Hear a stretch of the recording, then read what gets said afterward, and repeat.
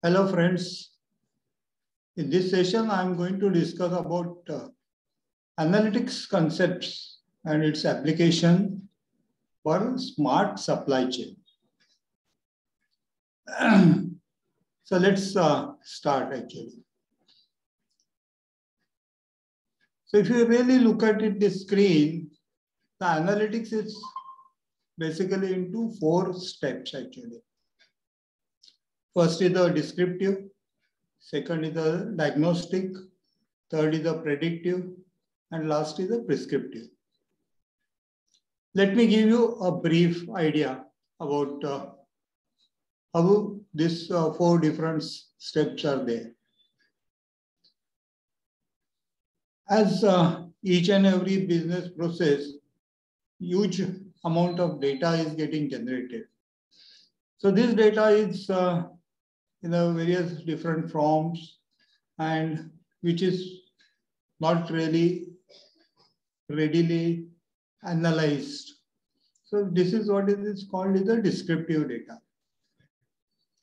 When we apply certain formulas or algorithm or the process of analysis, like you want to see a production in a specific period, or you want to see the rejection in a specific time period, or you want to apply it for a different reasons of rejection, or you want to see the machine downtimes or the reasons for the downtimes. So then you do some diagnostics, which is what is the next step. So at first step, whatever data is generated, you do some analysis and that is called diagnostic. Then comes the predictive. What is this predictive? Predictive is some predictions you are going to do it. Like if you take some production data that during say first 10 days of the month, this is what is the production for a specific product and this is what is the quantity achieved.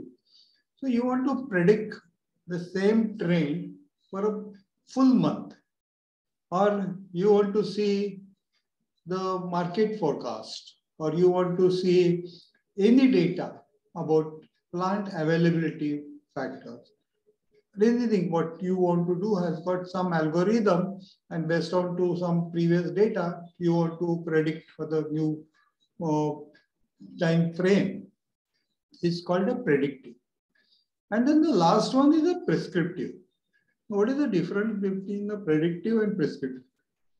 Prescriptive is something like you want to achieve something. You have some goals, you have some targets, and then you want to see how I should do that considering the time period or a time frame available to me.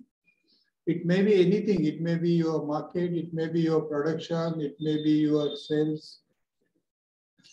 So to achieve to that, know what I should do on a day basis or a shift basis or a product basis or material availability basis or something like that. So it is called a prescriptive. So these are the 4 steps are there. Now how these 4 steps are going to get applied into digital supply chain is the most important thing. What we are really looking and expecting in a digital supply chain is a supply chain visibility. That means the product or a batch or maybe a customer order is moving through the complete process and you want to see how it is moving on. Next comes the analytics. As I discussed it, these are the 4 steps. You want to do the analytics. It may be descriptive, it may be diagnostic, it may be predictive. See, the predictive and prescriptive comes based on to the algorithm, which takes some time for the user to understand the processes and then its benefits and all that, and then go on building it up. But the steps can start from the diagnostics and all that. Actually, this is what is the application which we should really start looking at it. Then comes the demand planning. Demand planning is the first step on which basis you do the market forecasting and all that, and that really starts working back to your complete business supply chain. Then inventory optimization. As we know, the inventory is sold up at a warehouse, as a finished goods, in process, and then that suppliers also. And we want to really optimize the inventory so that the plant is continuously running, but at the same time, we don't carry a huge inventory also. So AI applications, analytics can be applied there also. Production planning is the most important thing. You know the plant, you know the equipment, you know their capacities, and you want to optimize their usage also. And then over there, you can really use analytics to see what problems are faced and what is the frequency and what is the time lost. And you can really work on to that to optimize the production planning. Transportation planning is there to see that all customers get their products and the orders in time. Then comes the strategic procurement.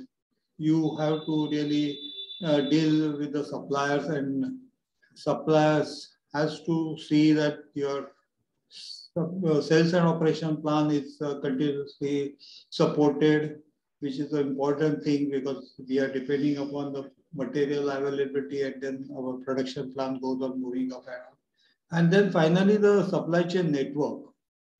See, we are using this technology, we are integrating all the various manufacturing operations, business operations, starting from demand to supply and all. And it gets integrated with cloud systems and all that. So this network planning is also a very important thing. And analytics can be used over there also. And then based on to this, what benefits can be projected? It's benefits is like you will have an inventory reduction.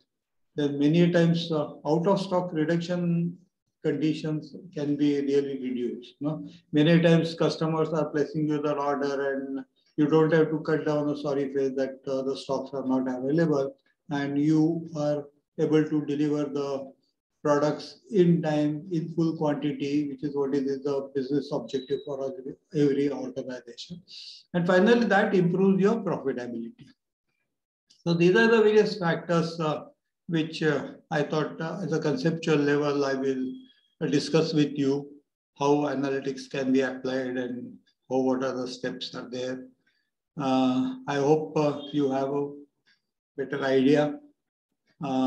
If you need any more information, feel free to contact us. Actually, our contact details are there in the next page.